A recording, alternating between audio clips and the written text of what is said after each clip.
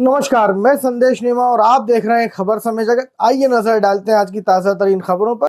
Gwalior collectorate में आयोजित विकास परियोजना की समीक्षा बैठक में केंद्रीय मंत्री ज्योतिरादित्य सिंधिया, ऊर्जा मंत्री प्रद्युम्न सिंह तोमर, प्रभारी मंत्री तुलसी सिलावट, विधायक नारायण सिंह कुशवाहा, कलेक्टर रुचिका चौहान सहित जनप्रतिनिधि व अधिकारी मौजूद रहे। बैठक में शहर और जिले में चल रही विभिन्न विकास योजनाओं, ऊर्जा आपूर्ति, सड़क निर्माण, शिक्षा, स्वास्थ्य और बुनियादी सुविधाओं की प्रगति पर विस्तार से चर्चा की गई। जनप्रतिनिधियों ने जनता की अपेक्षाओं और स्थानीय समस्याओं को सामने रखा। वहीं अधिकारियों ने कार्यों की वर्तमान स्थिति और आगे की कार्य योजना प्रस्तुत की है। ग्वालियर से बबीता शर्मा की रिपोर्ट। को अंतर्राष्ट्रीय स्तर का बनाने मैं धन्यवाद अर्पित करना चाहता हूं मुख्यमंत्री मोहन यादव जी को। मेरे कहने पर उन्होंने द्वितीय किश्त इस अम्बेडकर स्मारक के लिए दिलवाया है 14 करोड़ की। कुल मिलाकर ये 25 करोड़ की योजना होगी जो बाबा साहब की स्मृति में बनाई जाएगी। और ये मुख्यमंत्री मोहन यादव जी की दूरदृष्टिकोण और उनका उद्गार है कि उन्होंने इतने जल्द ये राशि उपलब्ध करवाई।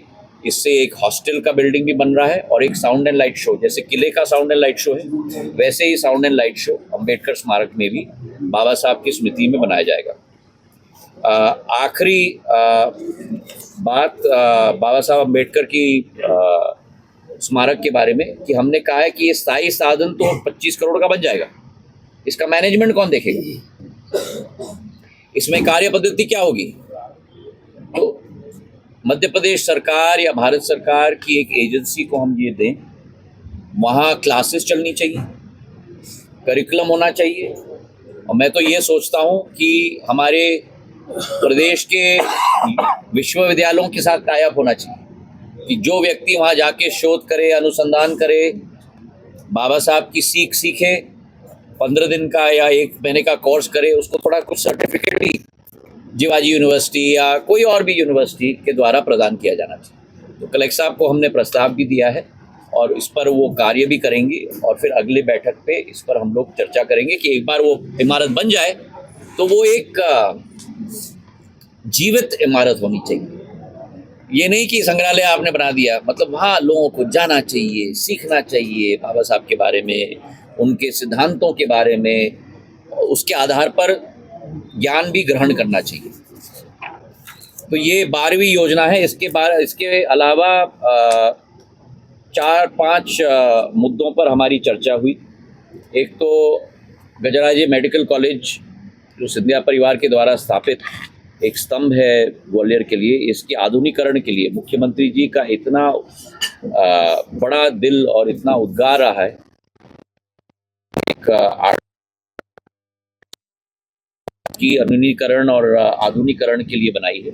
प्रभारी मंत्री जी इसको लीड कर रहे हैं नारायण सिंह जी के साथ और प्रद्युम्न सिंह जी के साथ। और इस पे भी आपके सामने एक प्रेजेंटेशन अगले बार हम लोग करेंगे। इसी के साथ ISBT पर भी हमारी चर्चा हुई कि इसका इनॉग्रेशन तो हो गया है, अब वहाँ बसेस कब जाएंगी। तो 1 अक्टूबर को डिविजनल कमिश्नर के द्वारा सुनवाई होगी बस परमिट देने के लिए और नवंबर के पहले हफ्ते तक मुरैना और भिंड के बसेस को हम लोग वहाँ पूर्ण रूप से स्थापित करने का कार्य करेंगे। तो मुरैना और भिंड के बसेस वहीं से जाएंगी।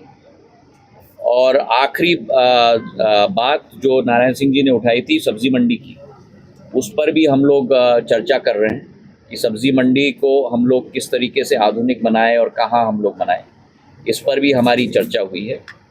और आखिरी बात रोड्स की, क्योंकि सड़कों की स्थिति वाकई में बदल है और धूल, मैं कल नारायण सिंह जी के साथ मैं प्रवास पे गया था, एक कोने में है।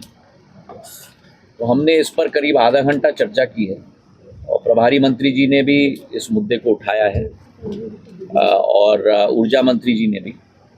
और हमने ये निर्देश दिए हैं कि अगली बैठक में ग्वालियर शहर की सभी रोड्स की वर्तमान स्थिति का जायज़ा लेके 3 रंगों में, लाल मतलब बदतर हालत, पीला मतलब जो वर्षा ऋतु के आधार पर थोड़े गड्ढे वड्ढे हो जाते हैं उनकी मरम्मत, और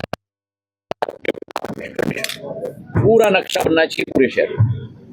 और लाल और पीले श्रेणी के रोडों को दो हिस्सों में बांटना है।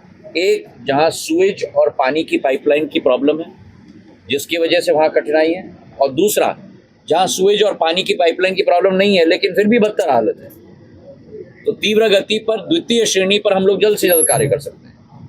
और उसी के साथ लाल और पीले श्रेणी के लिए कितने सड़कों के लिए राशि उपलब्ध कराई जा चुकी है मध्य प्रदेश सरकार के द्वारा, नगर निगम के द्वारा, और बाकी रोड्स के लिए अनुमानित कितनी राशि की जरूरत है। तो ये डिटेल्ड प्रेजेंटेशन होगा अगली बैठक में, जिसके आधार पर हम लोग आगे की रूपरेखा बनाएंगे। तो इन सारे मुद्दों पर आज करीब 1820 मुद्दों पर ग्वालियर के विकास के साथ जुड़े हुए मुद्दे पर हमारी चर्चा हुई है।